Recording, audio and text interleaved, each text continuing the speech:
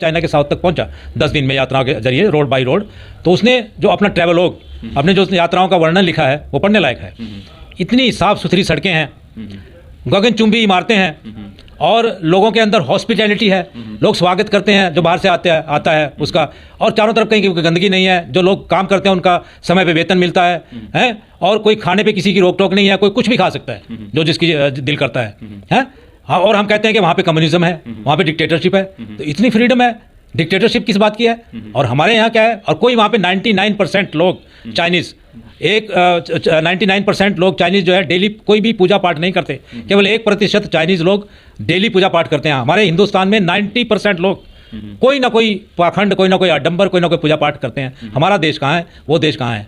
इस फोन के बना के तले हम 100-150 पार्टी को इकट्ठा कर रहे हैं। उसका हम ही प्रेसिडेंट है और सदा भाई उसका नेशनल कोऑर्डिनेटर है और भाई साहब भी उसमें टीम में है, सनी दादा भी है पॉलिटिकल ये ग्रुप में।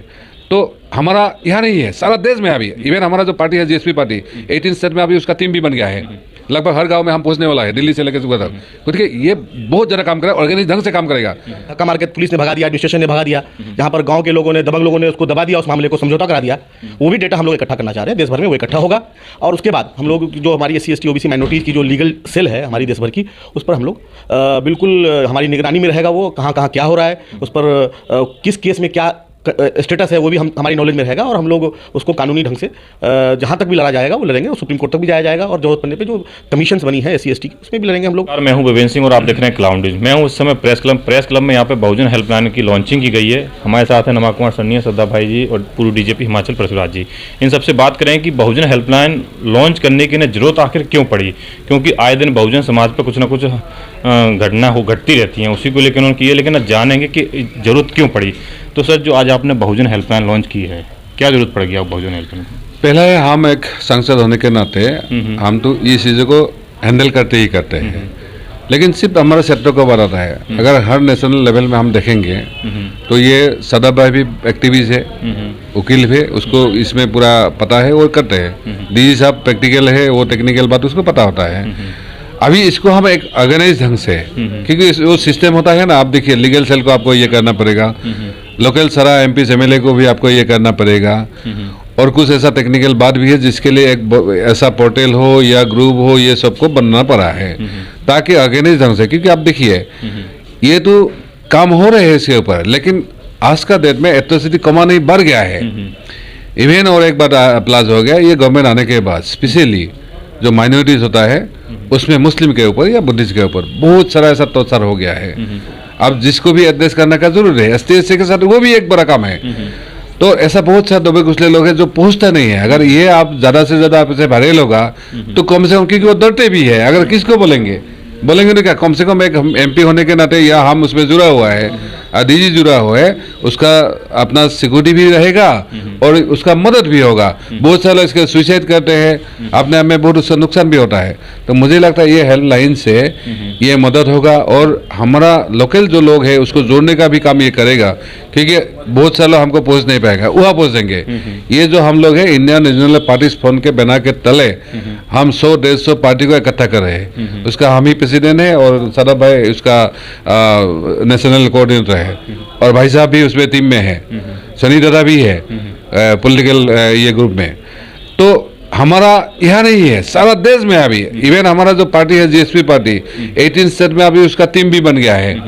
लगभग हर गांव में हम पहुंचने वाला है, दिल्ली से लेकर सुबह तक। क्योंकि ये बहुत ज़्यादा काम करेगा, ऑर्गेनाइज ढंग से काम करेगा। और मुझे लगता है, और हमारा जो शहर है अभी जो ये एक बात आया है बंधुआ मजदूर, उसमें एक और बड़ा इशू जुड़ा है ह्यूमन ट्रैफिकिंग। आज के डेट में नॉर्थ ईस्ट से लेके इवन गुजरात का, DG साहब ने गुजरात का बोला, रिकॉर्ड बोलता है गुजरात में पिछले 5 से 7-8 साल से 30,000 फीमेल मिसिंग है। गया तो कहाँ गया वो, उसमें आदिवासी में सब में है। अगर ऐसा चीज चल रहे हैं उसको हम सही उजागर नहीं करेंगे तो आने वाला दिन में तो चला क्या होगा। तो इसलिए मुझे लगता है इसको एक सही प्रोफेशनल ढंग से करने के लिए ये बनाया गया और हमारा तालाब को उसको जिम्मेदारी, वो पूरा रिस्पॉन्सिबल लड़का है। मुझे लग रहा है ये सारा डेटा भी इकट्ठा करेगा और जहाँ जहाँ जिसको जो मैसेज पहुंचाना, जिसको काम में लाना है वो लाइन अप करेगा।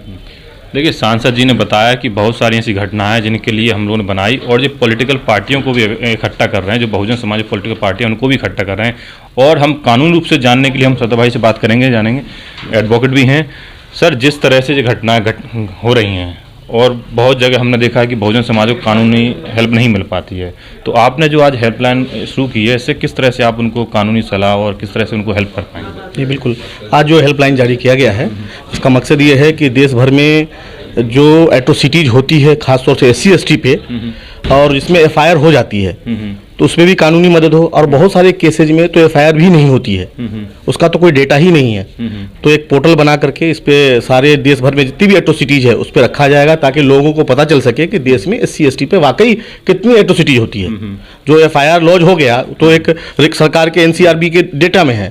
जो FIR लॉन्च नहीं हुआ, धक्का मार के पुलिस ने भगा दिया, एडमिनिस्ट्रेशन ने भगा दिया, जहां पर गाँव के लोगों ने, दबंग लोगों ने उसको दबा दिया, उस मामले को समझौता करा दिया, वो भी डेटा हम लोग इकट्ठा करना चाह रहे हैं। देश भर में वो इकट्ठा होगा, और उसके बाद हम लोग जो हमारी SC/ST OBC माइनॉरिटीज़ की जो लीगल सेल है हमारी देश भर की, उस पर हम लोग बिल्कुल हमारी निगरानी में रहेगा। वो कहाँ कहाँ क्या हो रहा है, उस पर किस केस में क्या स्टेटस है, वो भी हमारी नॉलेज में रहेगा, और हम लोग उसको कानूनी ढंग से जहाँ तक भी लड़ा जाएगा वो लड़ेंगे, और सुप्रीम कोर्ट तक भी जाया जाएगा, और जरूरत पड़ने पे जो कमीशंस बनी है SC/ST की उसमें भी लड़ेंगे हम लोग, और कोर्ट लेवल पे भी लड़ेंगे। साथ में जो DGP साहब हैं तो देश भर में पुलिस महकमे से जुड़े हुए हैं, बहुत सारे DG इनके दोस्त हैं और टच में हैं लोग, तो उनसे जो पुलिस की मदद ली जाएगी, ताकि वो जो जेन्युइन केस है तो उस पर FIR लॉन्च होनी चाहिए। सर, एक बात है कि आपने कहा कि उनकी FIR नहीं होती, कानून मदद नहीं, लेकिन सर कुछ जगह होता है क्या है कि FIR तो हो जाती है, FIR के बाद फिर वो भटकते थे, चक्कर काटते थे, वो इस तरह से उनको किसी तरह की हेल्प नहीं मिल पाती। और कुछ जगह क्या होता है, FIR बाद क्या होता है कि उल्टे मुकदमे ही झूठे केस में फंसाया जाता है। तो इन सब चीज़ों से आप लोग कैसे क्या निपटने के लिए भी हम लोगों ने अपना कुछ मैकेनिज्म बनाया है, जो मैं अभी मीडिया के सामने तो नहीं बोल सकता। वो मैकेनिज्म हमारे पास है कि हमारे लोगों को झूठे मुकदमे में फंसा भी दिया जाता है, उससे उनको कैसे बचाया जाए, और जो मुकदमा नहीं करते पुलिस वाले भगा देते हैं या धक्का दे देते हैं, लोगों से काम करा के उनकी जो दिहाड़ी है, मजदूरी है, नहीं दी जाती है, उनको बंधुआ मजदूर जैसा ट्रीट किया जाता है, तो उस पर भी हम लोग का एक मैकेनिज्म है, उसके तहत हम लोग काम करेंगे। और वो चीज़ अभी आप आने वाले टाइम में आप देखेंगे कि जो ग्राफ रेट बढ़ा है SC/ST एट्रोसिटीज का, वो नीचे है, क्योंकि हर साल 10 से 12% बढ़ता जा रहा है, वो कम आएगा आने वाले टाइम में। अगर हम लोग अभी इस पर चौकस होके, एक्टिव होके काम नहीं करे देश भर में, तो ये ग्राफ बढ़ता चला जाएगा, क्योंकि पिछले 10 सालों में, सिर्फ 5 साल में करीब 40% से ऊपर बढ़ गया है। तो इससे अंदाजा लगता है कि आने वाले टाइम में और बढ़ेगा, अगर इस पर नहीं रोकथाम लगाई गई तो। महकमे में रहे और आपने अफसर हैं रहे, और आपने देखा होगा किस तरह से कि पुलिस भी कभी कभार किसी के दबाव में या कैसे भी करके बहुत सारे ऐसे केसेस निकल के आते हैं, हमने देखा है। तो वहाँ जो पीड़ित होता है उसी को और ज़्यादा प्रताड़ित किया जाता है। तो किस तरह से उन सब चीज़ों से उन लोगों तक कैसे पहुँचेंगे, और उनकी जो प्रॉब्लम्स हैं उनको कैसे सॉर्ट आउट करेंगे? देखो, ये जो आपने पुलिस के अंदर व्याप्त जो अनप्रोफेशनलिज्म है, जो प्रोफेशनल व्यवहार नहीं करते जो उनको करना चाहिए, कानून के अनुसार व्यवहार नहीं करते जो उनको करना चाहिए, ये एक सिस्टेमिक बीमारी है, व्यवस्थात्मक बीमारी है ये। और सिस्टेमिक बीमारी जो है वो व्यवस्था परिवर्तन के जरिए ही ठीक हो सकती है।